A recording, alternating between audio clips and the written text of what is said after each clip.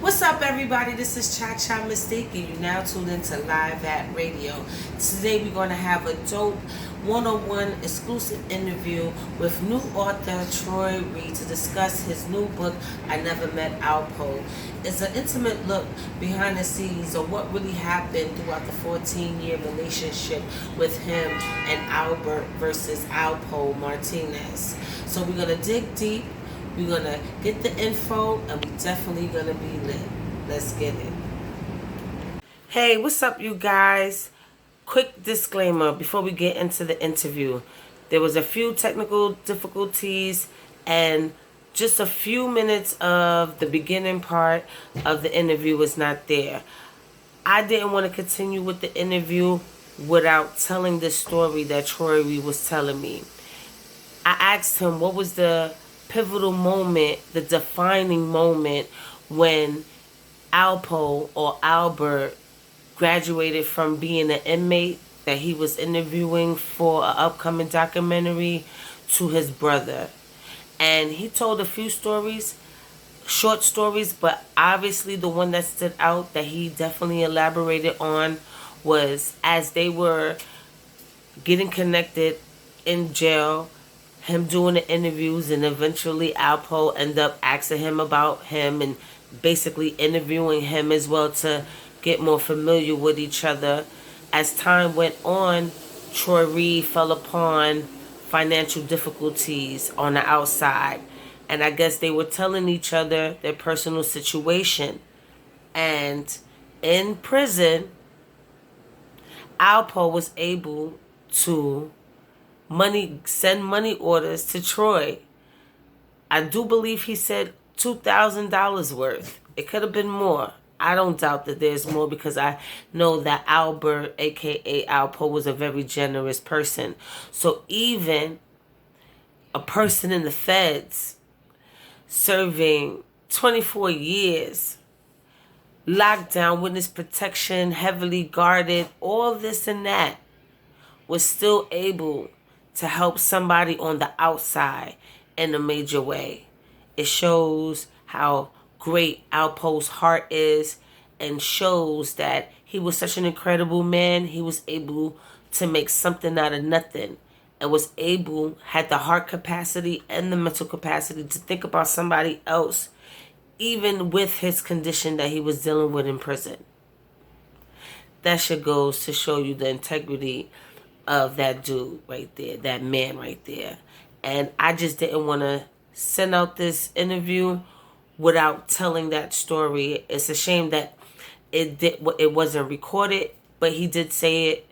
We went through some technical difficulties, and unbeknownst to us, while he was telling us that story, it wasn't being recorded. So I felt compelled that I had to put up this disclaimer and let you guys know that story. It would have been a damn shame if the world didn't hear it. Even if it didn't come from his mouth, it came from mine. And that's something that was new to me. Even in the confines of prison, being the person that he was, lack of visitation and everything, he was able to provide a way for somebody on the outside while he was locked in the cage in the federal building. And with that being said, I hope you enjoy the rest of this interview. It's very long, and we got a surprise guest as well. And yeah, sit back, get your popcorn and all of that, because it will be a doozy. Enjoy. From the age of like 12 to about 15 years old, I was into basketball. Everybody played basketball, so that's what I did. I didn't even like basketball. I just did it because that's what everybody was doing. But and I got good, and I went away to a prep school in North Carolina. But at the end of the year, when I came home, all the young boys in my projects was getting money, and it was around the whole New York was getting money. That was at least my age, and it was like it blew me away because I was just playing basketball with them. Now they're getting money, and I just was kind of like, oh, I want to do that. I want to get some money. You know what I'm saying? So that's what kind of led me into hustling. And when I was hustling, it was just fun. It was just fun. There was no true violence. There was no killings. There was none of that stuff. But by the time I started hustling, the game was kind of over for like all the big hustlers or whatever. So I kind of got into the tail end of the crack era or whatever. So, I made a little money. I did what I did, but everything was fun.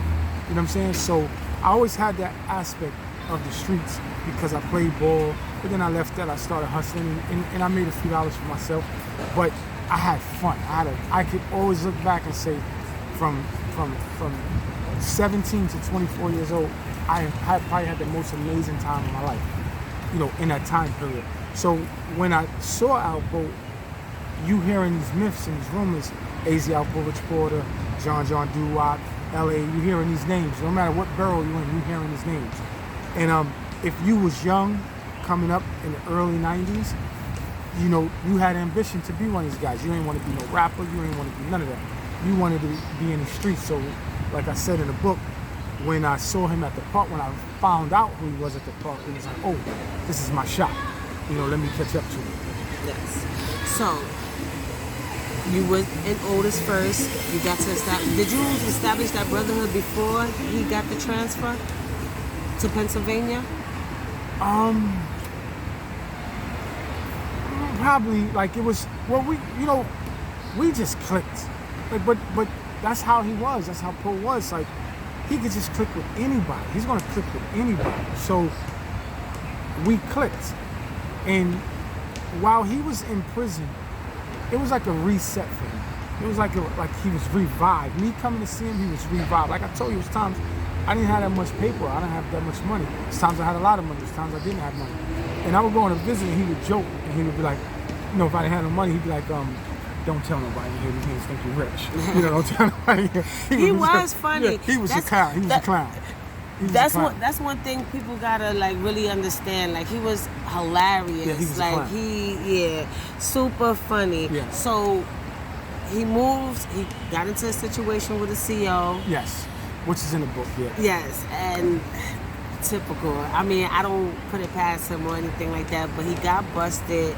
Things like that. Oh, before I ask that next question, I noticed something because everybody calls him a snitch, but the whole time he was being snitched on. From the reason why he wasn't got picked up in the first place, because people from Rich Porter's family snitched on him, and then even when he established a system in prison so he could be as comfortable as possible, somebody in turn snitched on him and things like that. Do you find that ironic that they paying him to be this big bad rat, but then nobody is showing light to the rats that put him in that rat hole or that the rat trap?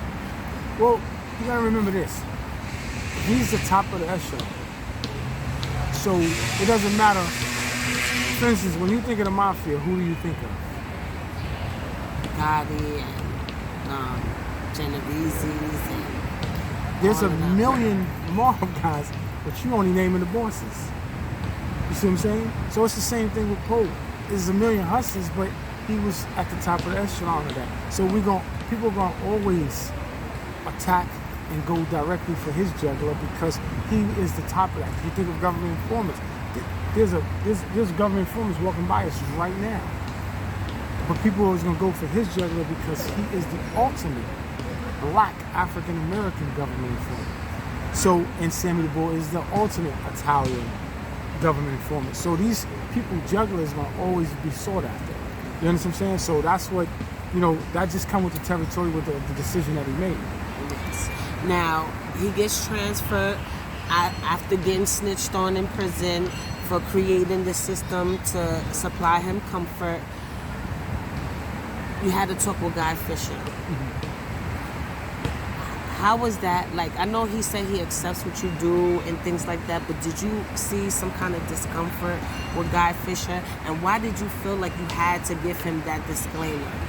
Well, once again, it's my own private code. Meaning, like, it's a little different from today. And even with American Gangster that came on television, people can take pictures, a little bit of audio, a distant friend that knows semi the story, and put together a whole story. It's not my route. It's not how I started this. I go and find the person. I go and talk with the person. I go and get the person's approval. I go and gain the person's trust. I go in, exchange energy with the person. So I now know the person, what they like, what they don't like, what will jeopardize their character. You understand what I'm saying? So for that reason, out of respect, if I know that this may be something that bothers you, I'm going to bring it to you to say, oh, listen, I'm going to do a story on this, because I've had another dude. I had a dude that just came home from doing 30 years. And I started to do his story. I set out to do a story, but he didn't understand that he was in the Nicky Barnes era. And nobody really knew who he was like that. But he's home. His name is Big. Mr. New York. His name is Big. But I had to use Alpo's marketing because I was bringing his story and Alpo's story out at the same time. So I had to use Alpo's name, Alpo's marketing to kind of let the public know who he was or find interest in what he was doing. That story never got put out because you know what he said to me? He said, Troy, don't connect me to that motherfucking rap.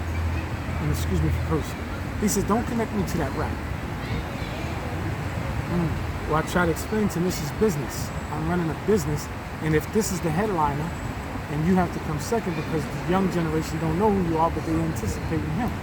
So for that reason right there, based off a business decision, we didn't do his story because he didn't understand the concept of, yeah, he's a rat, but he's who the world wants to know about. Did y'all lose your relationship? Oh yes, that relationship ended because he was such a stand-up guy, and I totally respect it. But stand-up and business is two different things. You want me to tell your story and you want your story to sell so you can make some money? We have to do this business-wise. It's not about, I'm a civilian, it's not about who's a stand-up guy to me. It's about how am I going to sell your project. So that relationship severed and ended. So I put a lot of time into it, but I lost about $15,000 in that project and it ended. Yeah. So you signing paperwork for him and releases so you could get the interviews and ultimately do the documentary and things like that. But in the book, it was almost like a tug of war. Like 1 minute it's go time, and then the next minute he's telling you to hold off. And then like around the time when you had the heart surgery, he made a joke like, oh, you better have the script and all these things happening. And then there's the $50,000 money, and then it seems like you let it go or whatever. But ultimately, overall, and it seems like he was also trying to shop deals around. Why those things didn't happen with you, especially all that time being spent in prison, the release forms being signed, all those things. Why he felt the need to still try to shop around and get other opportunities from other places? Because one is, you gotta remember, Poe had parole and he had the witness protection program. For 3 of those years, 3 or 3.5 of those years was the witness protection. You ain't supposed to be videotaping, you ain't supposed to be doing the movie, you ain't supposed to be doing none of that. So there's nothing we can do. So even if we started something, there was nothing we could do. We had to make sure he could get out of that situation. So though we was working on it or we was doing it, there was nothing we really could do. So that was a hold up. You understand what I'm saying? And then the second thing was, once that video got leaked, then now he had a lot of people coming at him crazy, which I put in the book, to show that that was a little bit of a pivotal point in our relationship because... Yeah, I felt that way too. But yes, go ahead, yes. He was now... He wouldn't doubt me in a million years. Like, whatever way Troy Reed said let's go, that's the way Big Bro was going. Whatever way Big Bro said let's go, that's the way I was going. So we had a true bond and relationship. So now that you home and now that you're moving a little differently and you got people in your ear that don't know the business, but they just thinking logically. They're just thinking common sense logically. They're in your ear. So that was when he was like, okay, little bro, well, I want to try this. So me trying to get him to come to, me trying to give him 50 grand and do half of that was just, I'm just trying to get you out of New York City. If I could lower you down and coming out of town with me, you ain't gonna leave here because you're gonna love it here. But I gotta get you here. So I couldn't get him out of town. I couldn't get him to go. Everything would be like, yeah, little bro, okay, he would downplay it. He had the eye of the tiger for Harlem. That was just the truth of the matter. He had the eye of the tiger for Harlem. he wanted to lay his footwork down here. And that did not make sense to me. It made no sense in the world to me. There's no industry here. There's no executive producers here. There's no acquisitions. There's no corporations in the middle, sitting in the middle of Harlem. What are you doing there? You ain't getting a deal in the middle of Harlem. So that didn't make sense to me. So as my brother, right?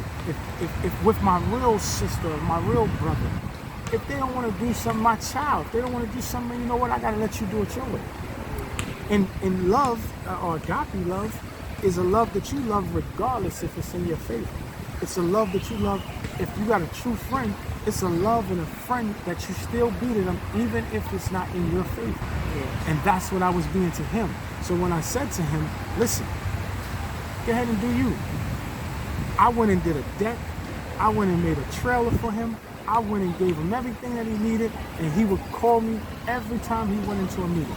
I went to the first three with him, and I was like, you don't get it, I'm gonna let him bump his head, because these people are auditioning, they don't know nobody, they trying to convince him. But let him do him, because he wasn't hustling at the time, he wasn't doing wrong, he was really trying to do right. So it was like, let me get behind him, because that's what a true friend is, that's what a true brotherhood. I had nothing to lose by doing that. I had nothing to lose by doing that. So that's where in the book, and that's why I put that, it's like, you don't be mad at somebody and make them a deck, make them a trailer, give them everything that they need, you know, be on three-way when they're in their meeting for them to call you to tell you something, or go to the first 3 meetings with them. I did it because I want the best for you. Because I know, one thing I know for a fact, wherever he would have gotten in life, if it was way past where I was, he was going to go, come on, O'Brien, I made it, I told you. Yeah. So, I think that was a pivotal moment too. I felt like, you know, at that time he felt like he had to question you, because he was questioning you constantly. Did you fear that he was, because you did make a reference to Rich Porter, the same way he kept constantly asking Rich Porter about the business deal that went sour or didn't go as planned, and he knew that Rich Porter was lying to him. Did you fear that, you know, your life could be at stake because he was constantly questioning you? Never. Because I won't have no fear with him like that. When I made that in the book, when I wrote that in the book, what I was trying to say was his calculated thinking, how he thinks. And because he was getting away from his purity, he was now questioning me, which he would have never done. Like, I disappointed him, and he disappointed me. And when I tell you, we would be disappointed like if we was girls. You understand what I'm saying? And he probably got a little bit more disappointed in me in life. Well, I'd be like, you know, you sound like a real chick. Don't ever let nobody hear you sound like nigga. You sound gay right now. So, you understand what I'm saying? Super zesty. Yeah. Oh, he was the worst. So, and it's times that he disappointed me. But like I said, it was a brotherhood. So it was kind of like, all right, you know, snap out of it. You understand what I'm saying? And that's what we did. We snapped right out of it, or whatever. Because I would never in a million years feel like he would do something. Never. And that's a profound thing to say. You understand what I'm saying? Where I may have, if somebody tried to tell me, you need to watch it, I would be like, I need to watch you. I'm glad you said that. Okay, good. So, you did a 14-year journey with him inside of prison and outside. During the pandemic, you was telling him, well, let's sit down and do your book. Let me interview for the book. He, in returns, flips on you and was like, what more you need to know? The story ain't changed. You got all the answers to the questions. If you're going to write the book, write the book. I kind of agreed with him with that, because I was like, well, that's, yeah. No, matter of fact, before I even read the part that he did the flipping thing, I was like, yeah. I mean, you was with him 14 years, and even outside of the gangster stuff, like you said, You got intimate. He's interviewing you. Y'all real deep and personal situations and things that happen with each other. And then later on, you felt like you needed to fill out certain spaces. What did you feel like was missing or that wasn't elaborated on in his life that you needed more to sit down and write that book? It was just more, like, you gotta remember, 14 years, it was years, so you forget stuff. Like, you forget initially how it happened. Like, it was something like his father, you know, he told me that 5 times, but I forgot. Yo, where was your father at? And, you know, he would say to me, like, yeah, my father, I never saw him. You know, my mother told me he was West Indian, my mother told me he grew up in Brooklyn. They met one time, they seen each other, and then he went his way. You know, so I would have to ask him that detail. So I would have to get him on the phone and ask him. Say I might want to ask him that type of detail. So say details like that, you know, that I would have to ask him. And then more so, it was like, at that time, so much time had elapsed when we didn't work on it. And it was like, well, come get back in it so we can get rolling again. You understand what I'm saying? So that's where when I say details, I would like to ask him little things or, you know, get him on the phone. But he couldn't sit still. Like I can't sit still, but he definitely can't sit still. So, you know, I would try to get him to just fill in little details about something like I said about his dad. You understand what I'm saying? Or something about his parole officer, or, you know, anything. It could be anything. You know what I'm saying? So that's what I meant by, like, yo.